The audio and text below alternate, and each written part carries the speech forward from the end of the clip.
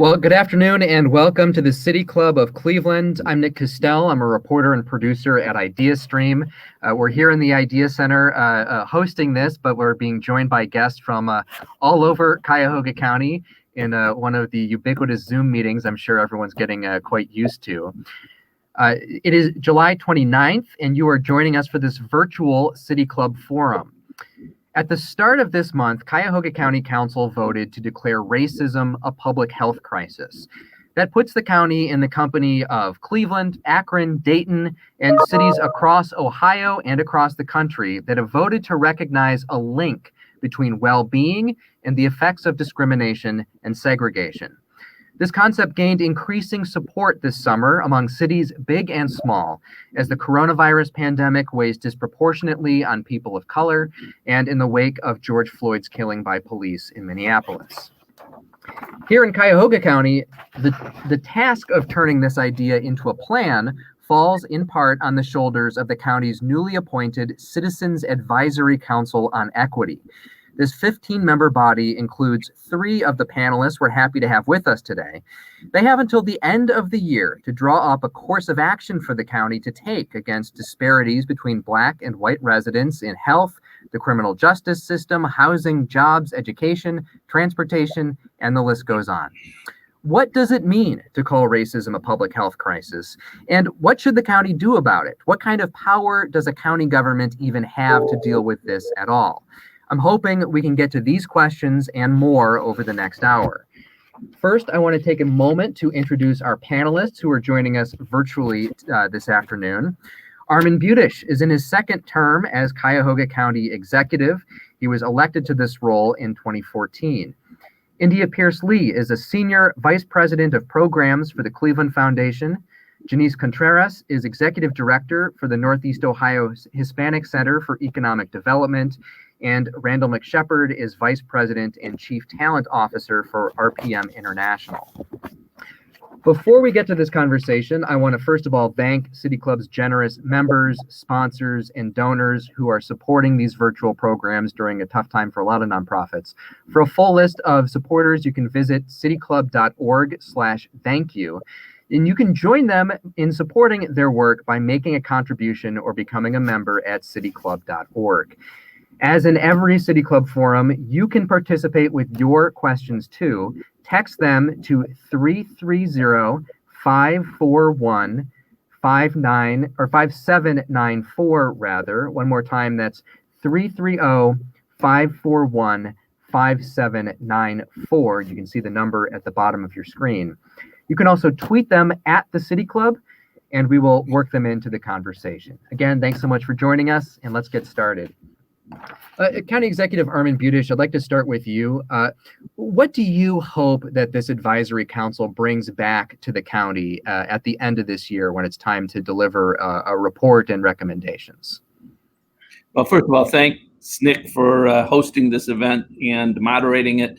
And thanks to all our panelists who have all 3 agreed to participate in our advisory committee on equity. It's a very important work.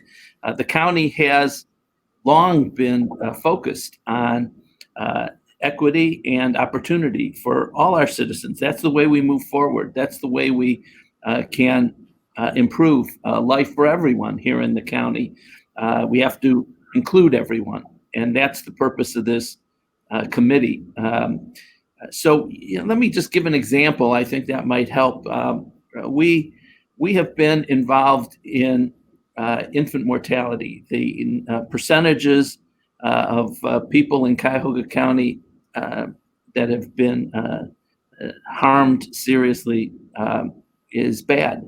When I came into office, it was more like a third world country percentages of our rate of infant mortality here in the county. So we set out, we partnered with the city of Cleveland, we partnered with the hospitals and philanthropy and all different organizations that are involved to try to make an impact here. And we've made a significant impact. We've significantly reduced the infant mortality rates in Cuyahoga County, but we haven't been able to close the disparity between white mothers and children and African American and other minority children. So it points up that we have a lot of work to do, despite the great efforts we've made in reducing the impacts of racism. And I say racism in the context of the infant mortality because we've got the stats. I mean, we've held everything,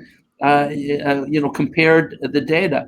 If you take a white mother who is poorly educated and poor, and you take a black mother who is highly educated and not poor, the rates are still higher for the African American family than for the white family. There's no good, easy answer to that other than structural racism. So I'm hoping that this committee, which is made up of true experts, real people who have been very involved in organizations and in efforts on an individual basis, they have been involved in fighting for equity in their own ways for years, if not decades. I'm hoping that this group coming together, the combined intelligence, brain power, and experience of these people will help us come up with solutions finally, and then it'll be up to us to implement those. I do want to ask as a follow-up, the legislation authorizing this project, it lists a variety of areas where you want to focus your time and attention. Healthcare, the criminal justice system, healthy food, safe and affordable housing, well-paying jobs, and there are others on the list too. Is there a risk that it's too broad, that it's too big a bite to ask people to take in such a short amount of time? Well, it is broad, and that's because the impacts of structural racism are broad. But I anticipate this group will decide where to go with their studies and evaluations. I think that they may cover a lot, or they may pick one or two areas. It's really up to the group to decide the direction that they want to go. The legislation is very inclusive, very broad, but the committee can take it where they want to take it, where they think they can have the most impact. India Pearsley, I'd like to ask you this next question, just as sort of a basic foundation, I guess, for this conversation. For people who may be unfamiliar with this idea of calling racism a public health crisis, could you help explain what does that mean to you? Well, I think it deals with the issues that a lot of us in this work have already known, but now because of COVID, because of the George Floyd incident and others, that people are willing to acknowledge the data that has already existed, that it's structural and institutional racism that has bound our systems and the ecosystems from day one. And if we look at the policies that our own governments, federal, state, and local government intentionally set to leave people out, to leave Black and brown people out of the system, that's being acknowledged now. And as my colleague Randy McShepard would say, it's all interrelated. You can't fix one system without fixing the other. But I think the acknowledgement that the data shows, whether it's education, healthcare, transportation, food, housing, this country was built on racism, and it's time to do something about it. And Randy McShepard, some of these issues are discussed fairly frequently. We cover them on our air here at WCPN, at IdeaStream, and I know issues like infant mortality have been, at the forefront of people's time and attention in the Cleveland area. Is there any kind of new insight or new perspective that you're hoping that this group specifically is going to add to this discussion? Well, as you might know from my bio, I'm a co-founder of a public policy think tank, and it's called Policy Bridge. And we have always made the case and the argument that true change happens when you have a diverse group of decision makers at the table, representative of the breadth and scope of the community that you might be trying to work in. So I think that in this case, having county and city government wanting to address this issue, and then having a very impressive group of people from various disciplines looking at these issues from their vantage points will, in fact, shine light on these challenges in new ways that maybe haven't been considered before. And I'm certain that we can get to a new set of suggestions and hopefully solutions that perhaps we haven't ever tried in Cuyahoga County before. And with the group that we have assembled, I'm sure we can get there. I want to follow up on that and ask, are there particular issues that you think that this group should focus on, and maybe in a new way? Me personally? Yeah. Sure. I can tell you I'm very troubled when I look at the criminal justice system. The fact that 90% of the people in the juvenile justice system are people of color, the fact that 70% of the people in county jails are people of color, that's a major issue. We have to address that. Something's wrong in a county when you see those kinds of numbers consistently play out year after year after year.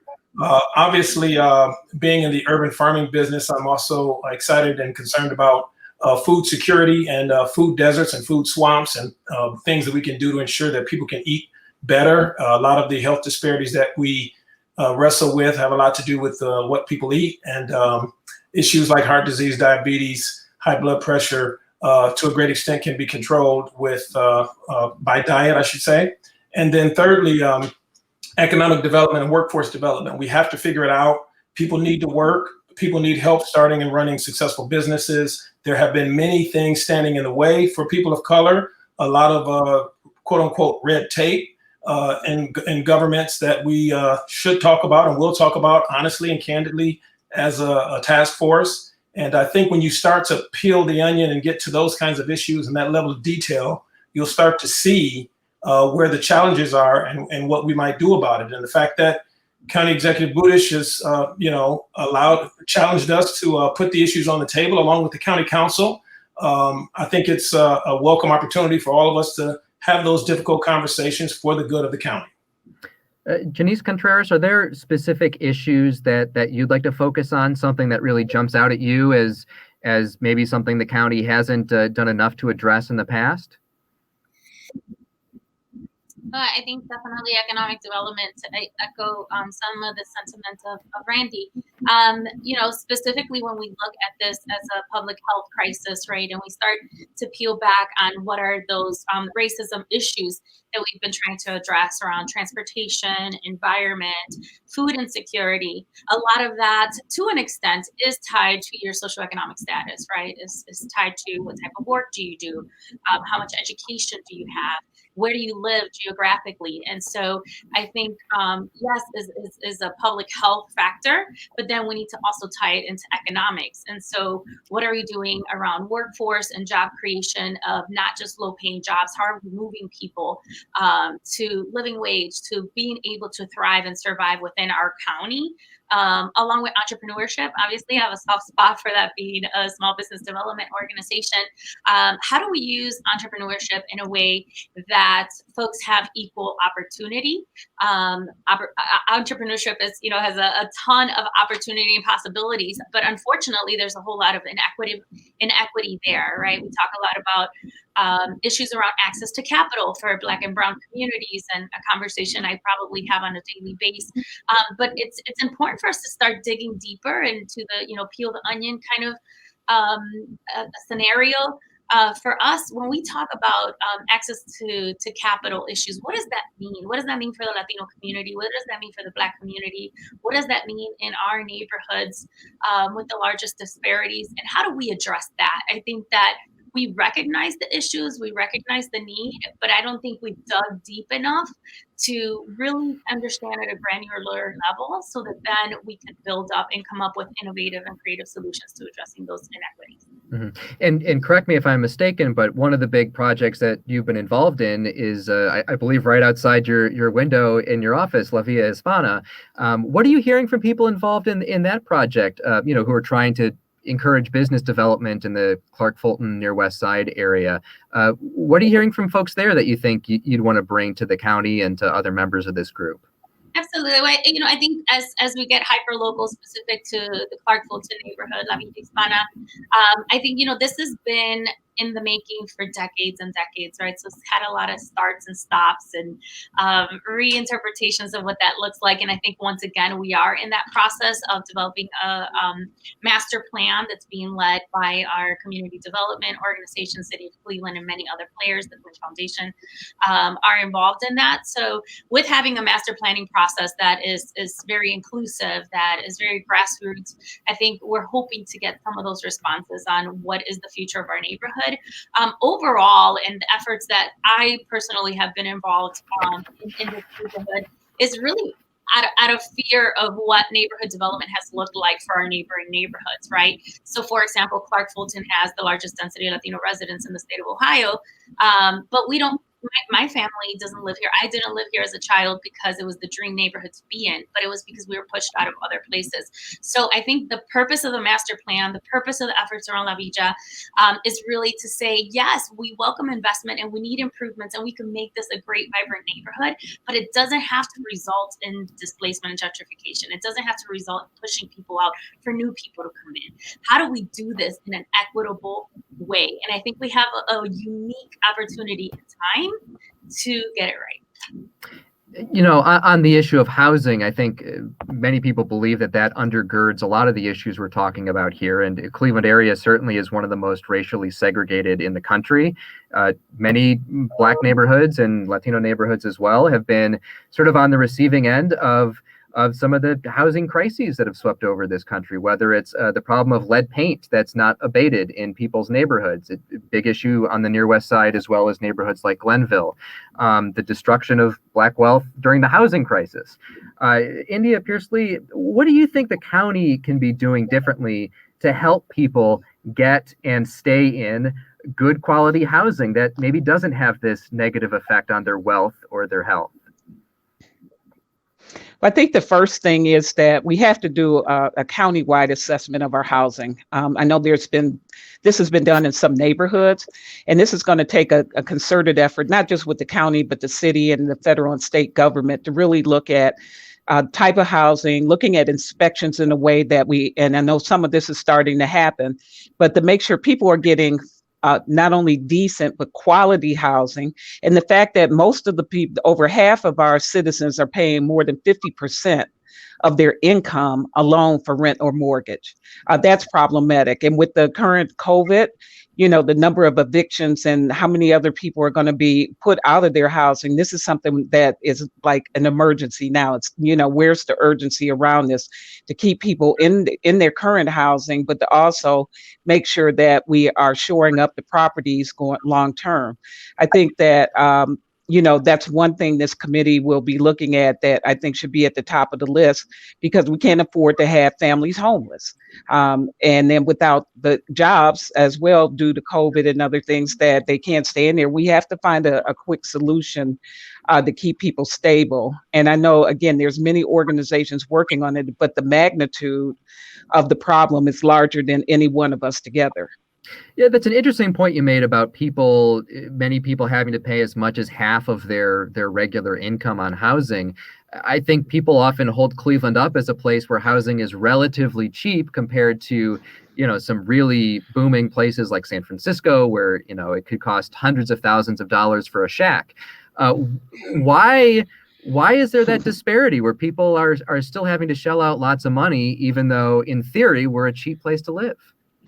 Well, in theory, it's a cheap place to live, but when we don't have control over the landlords and how they're renting out, when you see some of the conditions and what people are paying in some of the properties they're staying in, it's really absurd.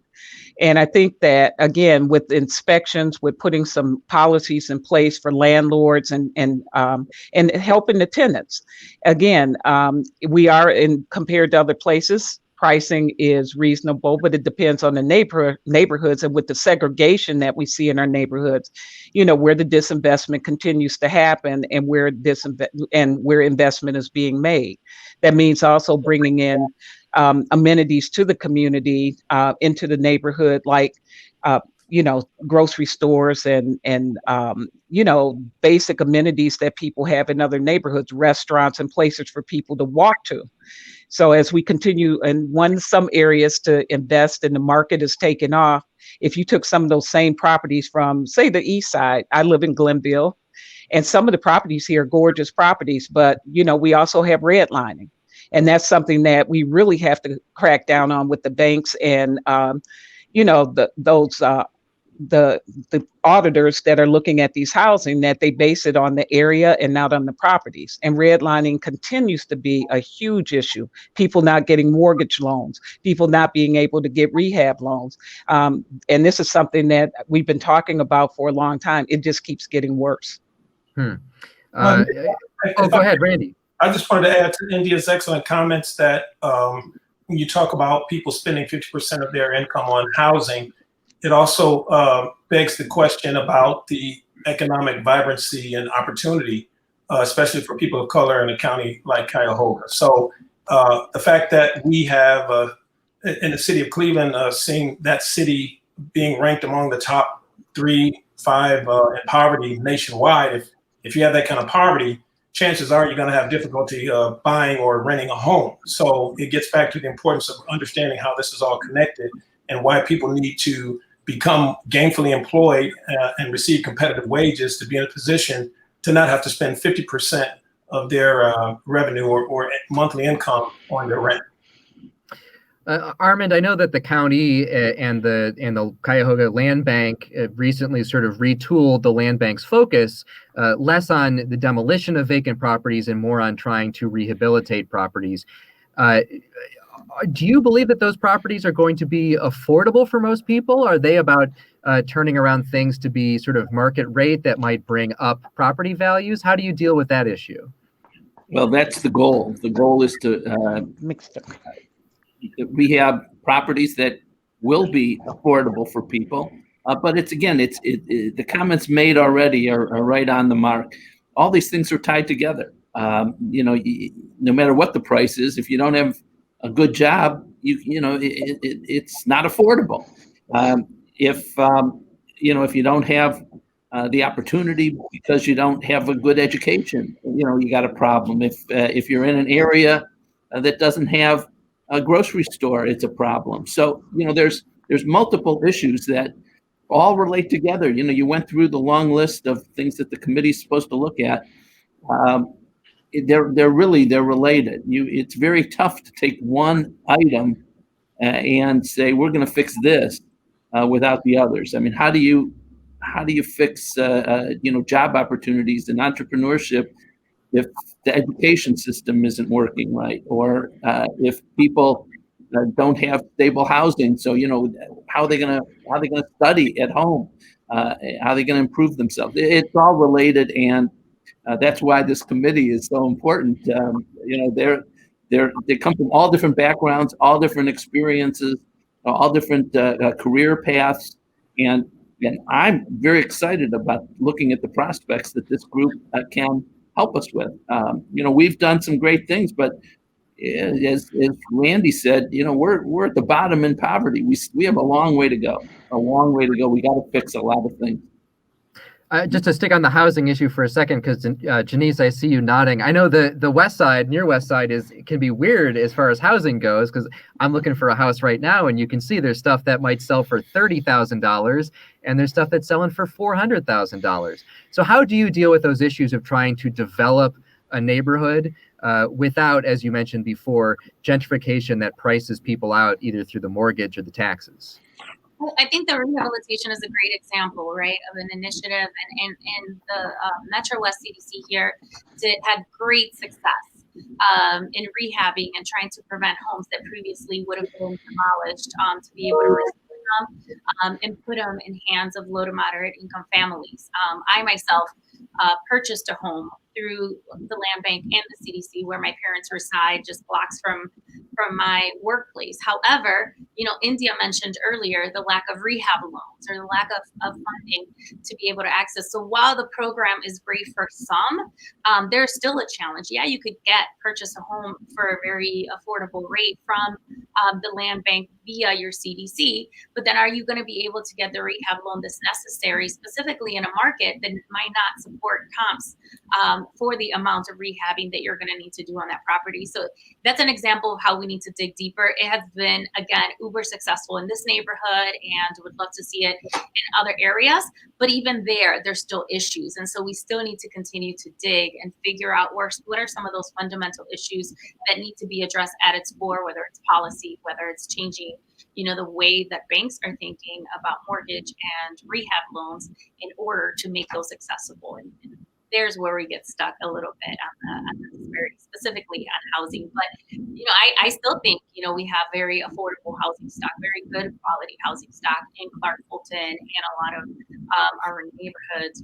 Brooklyn is excellent. Stockyard is definitely on its way as well. So there's still a huge opportunity. I think the challenge is, how do we also make sure that the people that live here have a chance to buy their home? How do they buy their home? How do they go from being tenants? I believe more than 50% of the folks here are tenant-based, right? And so that could be very transient and unstable when we're talking about neighborhood stabilization, or we're talking about making sure that people are able to stay in their homes and stay in their communities.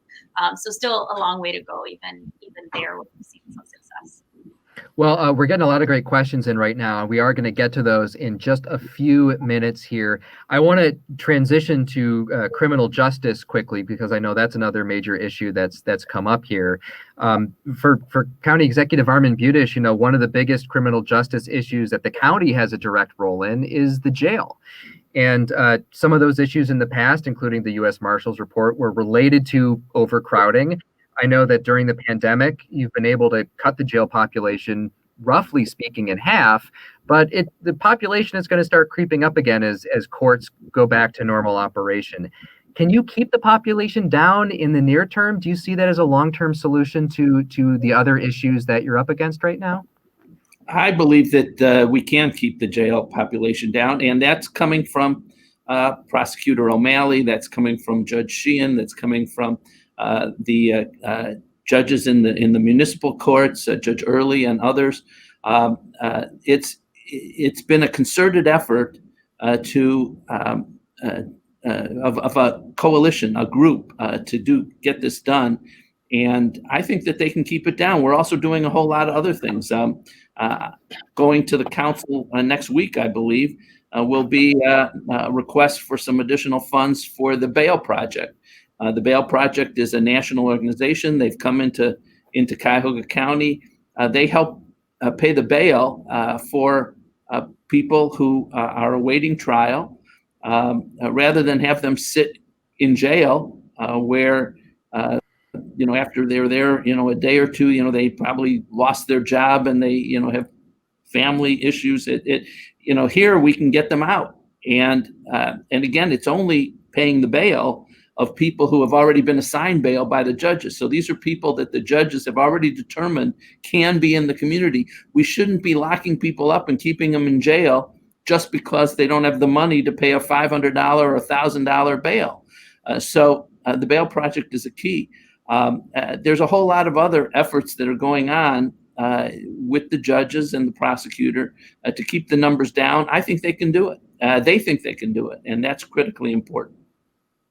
Randy McShepard, before we get to questions, I know you had brought up the issue of criminal justice before. Are there any other specific points that you think that this council should look at as far as criminal justice goes? Well, I think the whole system of criminal justice should be looked at, and potential solutions like bail reform, sentencing reform, the many things that in one way or another lead, especially men of color, into the system in the first place. And I think as we collect our thoughts as a group, we will get to the bottom of a lot of that. Mm-hmm.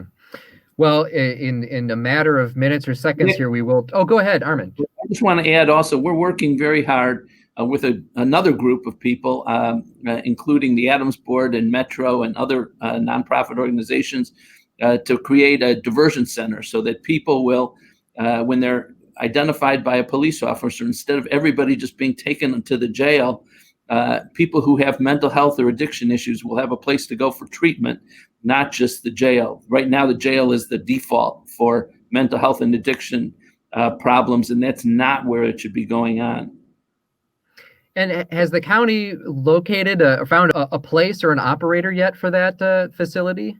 We put out a request for proposals. We've gotten the responses back in. We're in the process of meeting with and discussing with the people who have made their proposals, and I believe that we'll be in a position hopefully soon. Well, for those of us joining us on this live stream, this is a City Club of Cleveland discussion about the county's efforts to address racism in the context of public health. If you do have a question for any of our panelists, now is the time to let us know. You can text them to 330-541-5794. That's 330-541-5794. You can also tweet them at the City Club, and we'll work them into this conversation. I've already gotten quite a few of them here on my phone, and I'm just going to start ticking some of these off as we go here. Armond, I believe this question is for you, but it could be for any of our panelists too. Internally, who is leading the racial equity charge at Cuyahoga County, and what resources has the county committed to these efforts?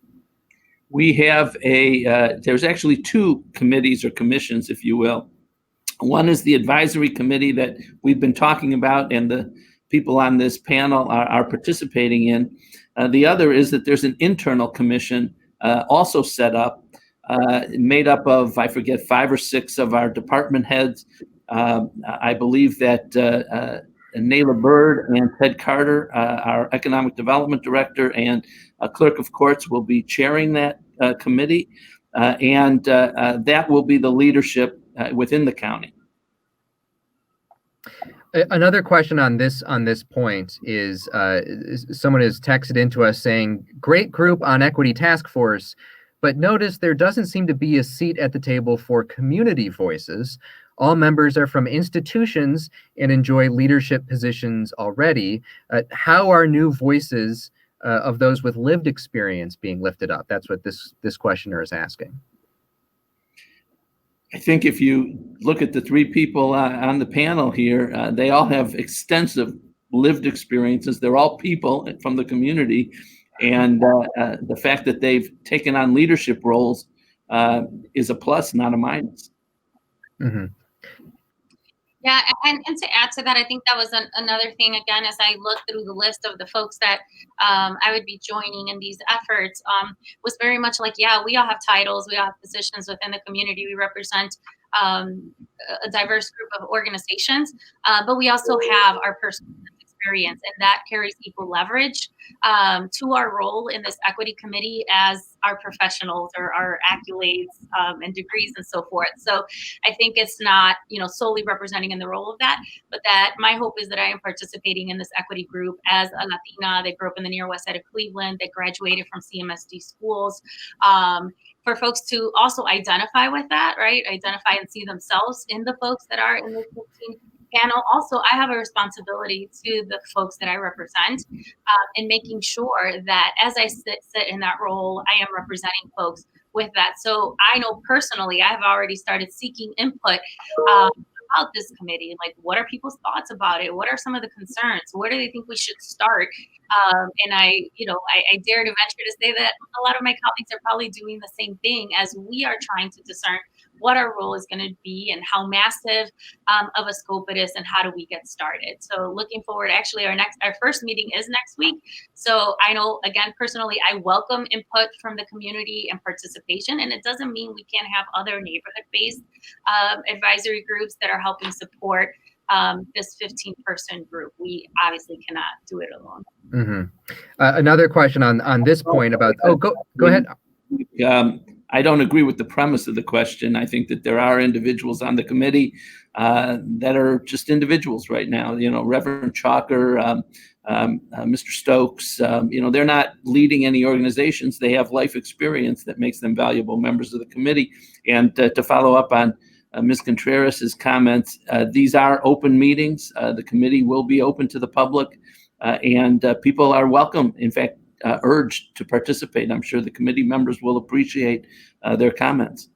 I imagine open to the public on Zoom or some other sort of live streamed situation, at least for the foreseeable future. For the foreseeable future. Okay. Before we move on to other topics, one other question that did come in about the group itself. We have someone asking, where is the Asian American, Pacific Islander, Indigenous, Refugee, and Native American representation on the council? How do you anticipate trying to include those voices and perspectives as well? I'll leave it to somebody else. Want to respond, or you want me to? Well, I'll just say it's up to us to ask those questions as a committee and to know that this 15-member group is not necessarily exhaustive of all the different groups and perspectives that make up Cuyahoga County. We get it. We understand that a major part of this could and should be reaching out to diverse constituent groups to hear, to listen, to take in ideas. We are not suggesting that we're expert in every significant problem or challenge facing the community, but it's also important to know that not only do we represent a lived experience ourselves. I mean, I'm an African-American man that spent my entire life in Cleveland. That in and of itself is very telling. I've been, stopped by police unnecessarily. I've grew up in a single parent household. I graduated from the Cleveland schools. I mean, we all have experiences that we could bring to the table, but in addition to our lived experience, many of us have also worked in many different places and spaces. I started my career in the nonprofit sector. I sit on several nonprofit boards. As I mentioned, I'm a co-founder of a urban farm on 82nd and Kensington in the central neighborhood. I'm talking to residents every day that have that lived experience. And back to the main point, though, we have to do all that we can to ensure that those that aren't at the table aren't left behind or considered any less important. And I think that we should and we will build that into our framework and our plan for moving this task force forward. Yeah, I want to add to that, Nick, if that's okay. Sure.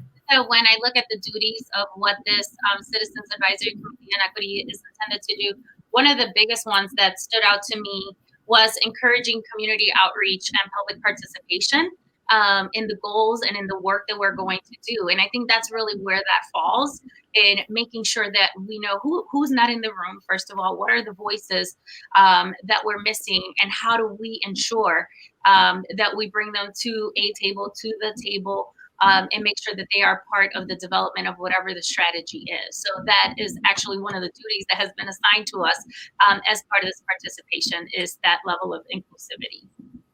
So on another topic, I know that this initial legislation also speaks about transportation as an issue that you want to look at. And we do have a question here about the Greater Cleveland Regional Transit Authority, talking about the fact that many essential workers rely on public transit to get to work during this pandemic, while at the same time, we know that RTA has been facing financial pressures from declining ridership.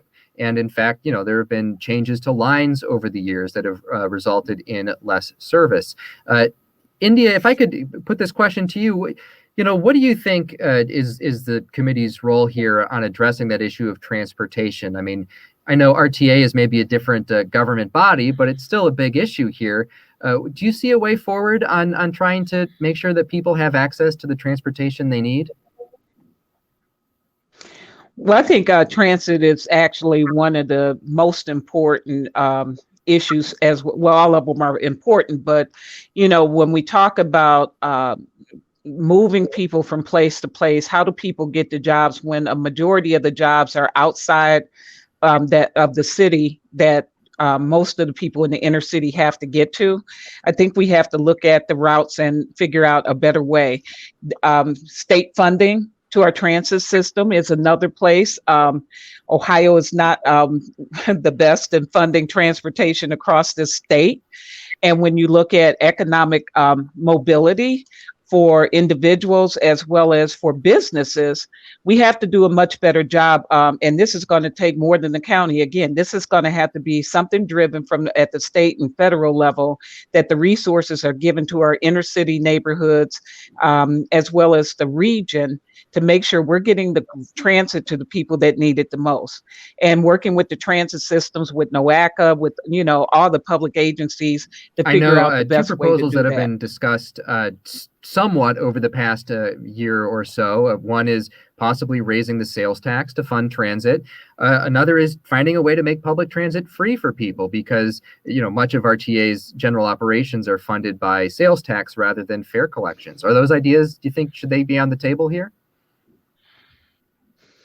I think we should look at all options.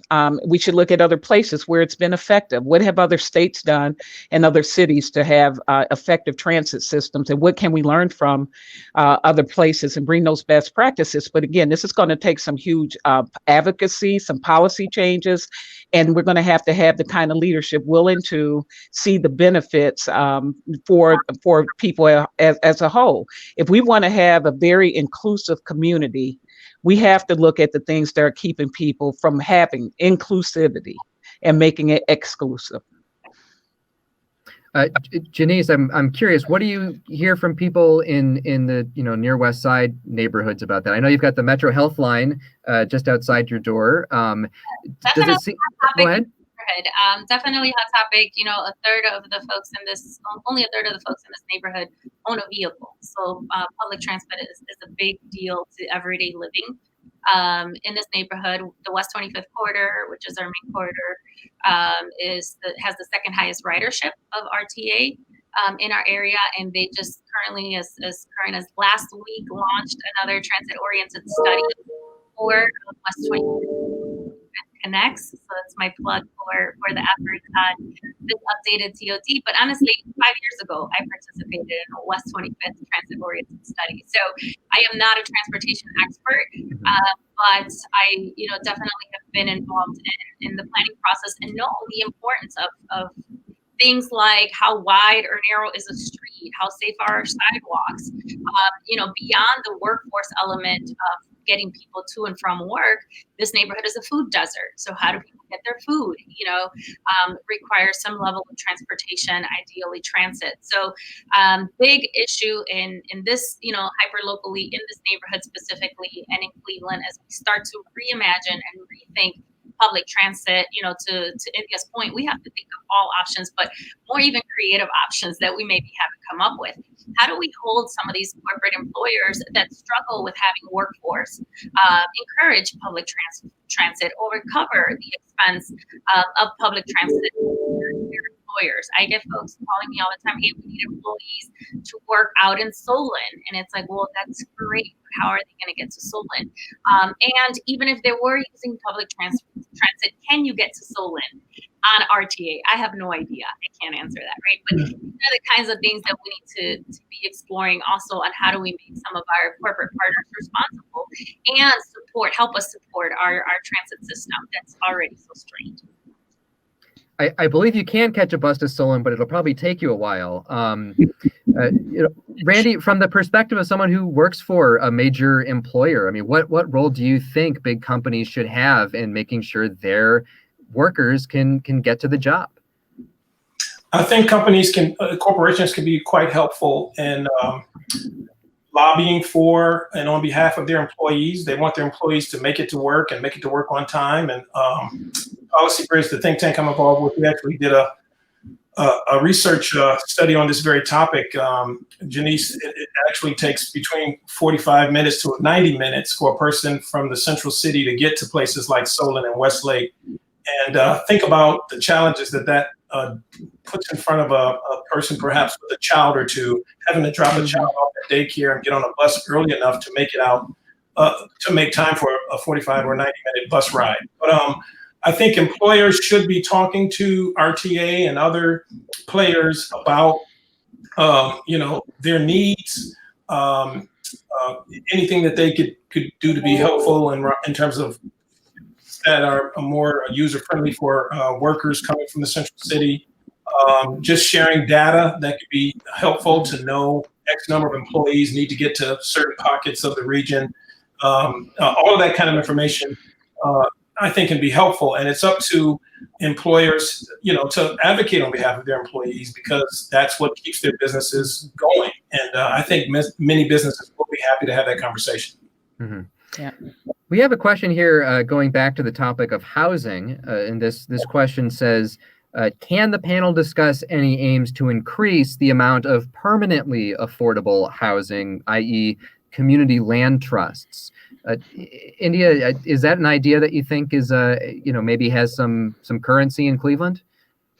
Yeah, I think that there's examples nationally where there's been community land trusts, not just for housing, but as you look at it for amenities like parks, as well as commercial corridors. And in fact, the foundation has looked at this and studied it over a period of years with our Greater University Circle initiative that works with the clinic, Case Western, and university hospitals in the 6 neighborhoods around it to look at the viability of a land trust for the purpose of not just holding land, but putting resources in perpetuity in place for the community.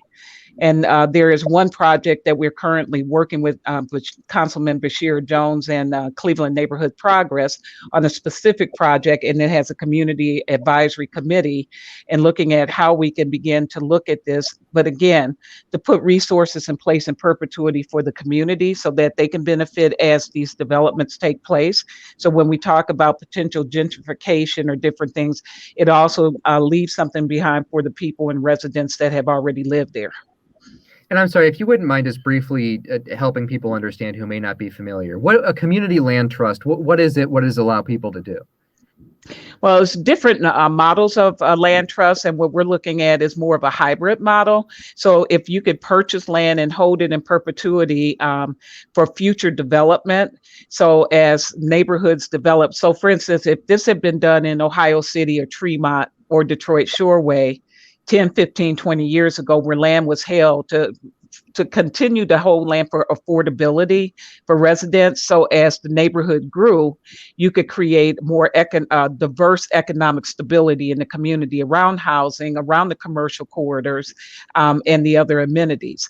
And so we're looking at those models because the work that we do, we are not in the business of moving people out of the community, and we don't want to be in the business of making things where people can't afford it. But again, this takes cooperation at every level. We need, legislation and policies in place at the city and county level that will support these kind of initiatives. And again, there's national models that have been done. There's a lot around housing, but I think looking at this on a much broader, more diverse aspect, and with the land that we have, vacant properties in this community, I think this is an opportune time. Mm-hmm. I wanted to add with that too, is a level of definitions, right? So we talk about affordable housing, but what's the difference between affordable housing and low-income housing, right? And affordable to who, and how are those numbers put together, right? And these are things that I'm learning and I struggle with as well, because affordable housing is taken by medium income of the entire county, but that's not reflective of the city, right? And so what's affordable based on the medium, household income of the county may not be affordable to the people in this neighborhood. And so that is a big challenge on making sure that we differentiate between what is affordable housing versus low-income housing, and what do communities really need, right? We need a mix, but what is the right mix? And how do we encourage developers to do more low-income, including our community development partners who are best at this and best equipped to do that work, along with just developers that want to do affordable, because there's some incentives financially to do that.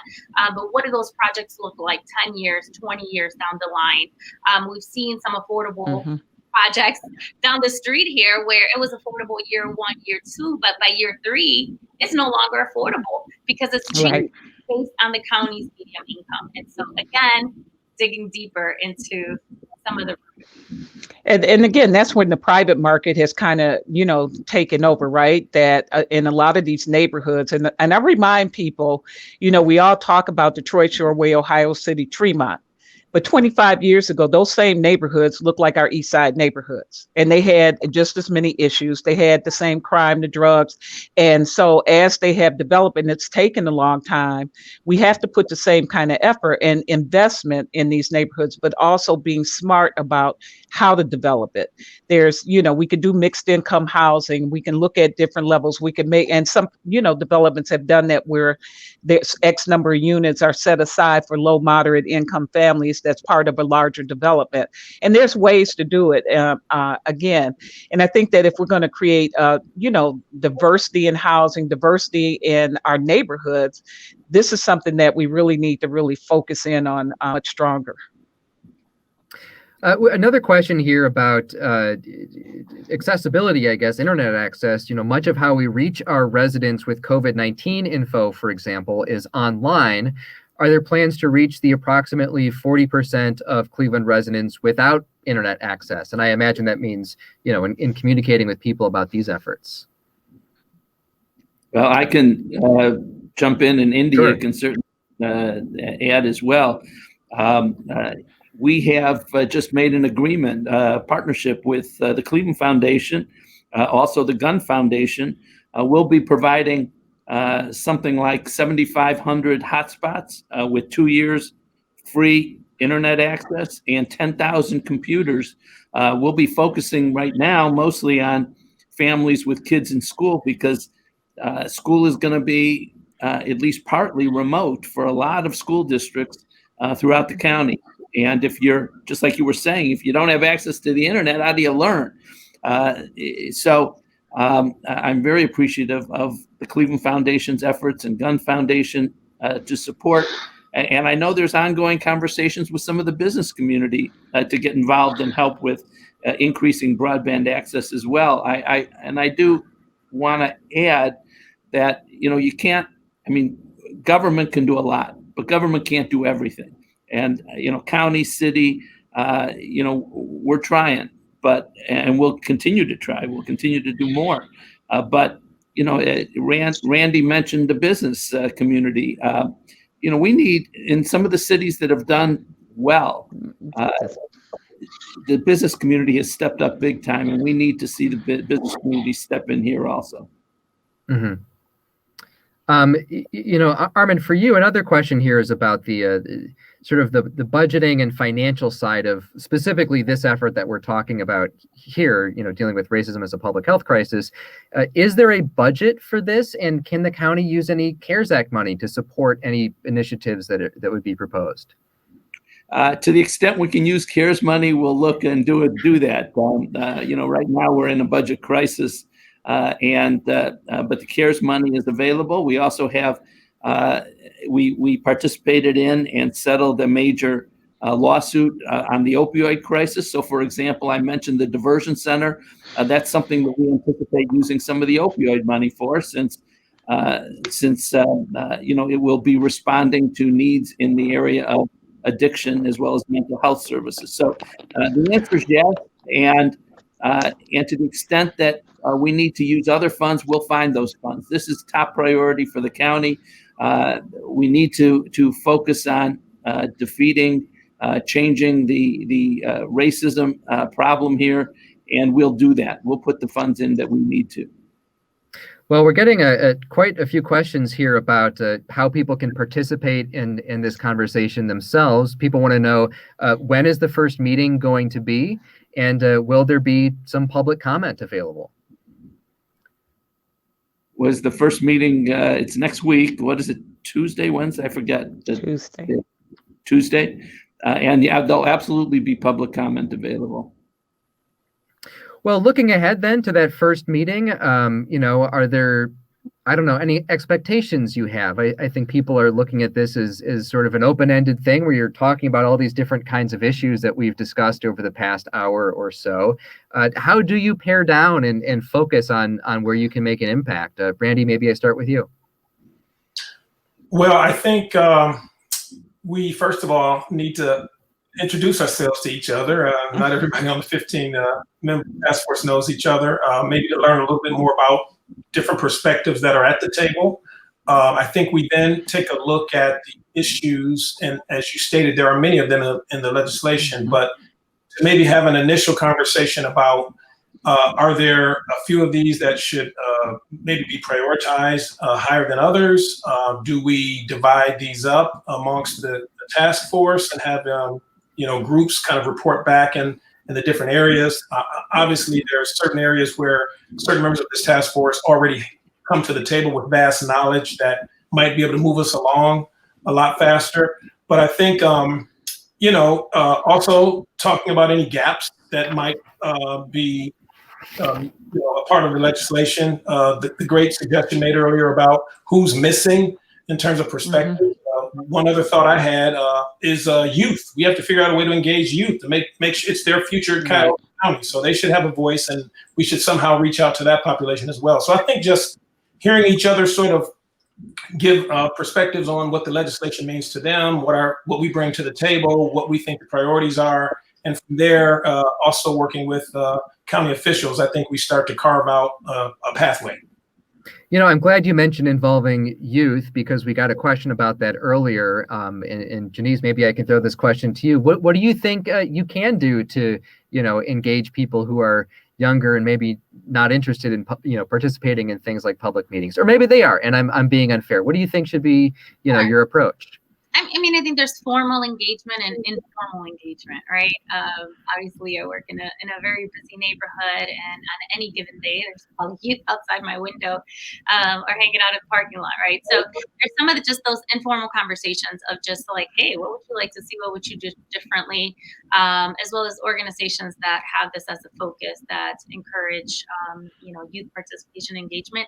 Oftentimes, and thinking back on my youth and the programs that I participated in, pretty early on was because somebody gave me an opportunity. Somebody invited me. Somebody asked me what I thought and what was my opinion. And I think it is our charge to do that more often and coordinated to make sure that voice is at the table. Invite them to a meeting, even if it's to shadow or give them something to present on. Again, lots of ways to engage. I know Victor Fries is on this committee, Habiba Grimes for the Positive Education Program. So I know we actually have some experts around the table that work with our youth, specifically within the 15 member body, but even more so. I think as far as, what does our first meeting look like, or I was this meeting, well, where would I start?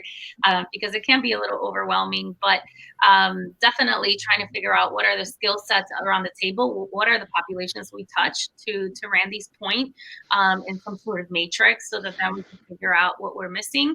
I am also very interested in hearing what some of the employees at Cuyahoga County, what have they been working on? What have been some of the barriers of them doing some of the work, right? Because there are a lot of functional things happening, but somehow there's still areas where we need to make sure that we're being intentional about inclusivity. And so how can this committee interact with some of the work groups that have already, been in place with the county on how can we be also a voice for that work and figure out how do we close the gap? Again, you can have high level vision of what we want to know, and we know that is the task that the County Executive and County Council has given us. But then you have people that are in the field that are actually making this work happen, and so their input as well is important, because ultimately we are going to need their help to be able to implement any effective and sustainable change. Mm-hmm. Well, as we wrap up here, India, is there anything else, maybe one big issue that you really hope you can take a look at when you sit down to meet in the coming weeks and months? Well, like Randy, each of us were asked our 2 areas of focus that we would be interested in. I picked criminal justice reform, and I'm interested in economic opportunity. And so I think, again, as we sit down and look at, what's on the books already, legislation, policies, it's a deep dive into each of these areas to figure out the priorities. But those were the 2 areas that I personally selected. Mm-hmm. Well, the clock is counting down now here on our time together. So I want to say thank you to our panelists for joining us for this conversation. You've been listening to a City Club of Cleveland conversation, or watching it, about treating racism as a public health crisis and how the county is going to address these issues. So thank you to everyone who's joined us here. County Executive Armond Budish, Randy McShepard, the Vice President and Chief Talent Officer for RPM International, who also brings perspective from the think tank Policy Bridge.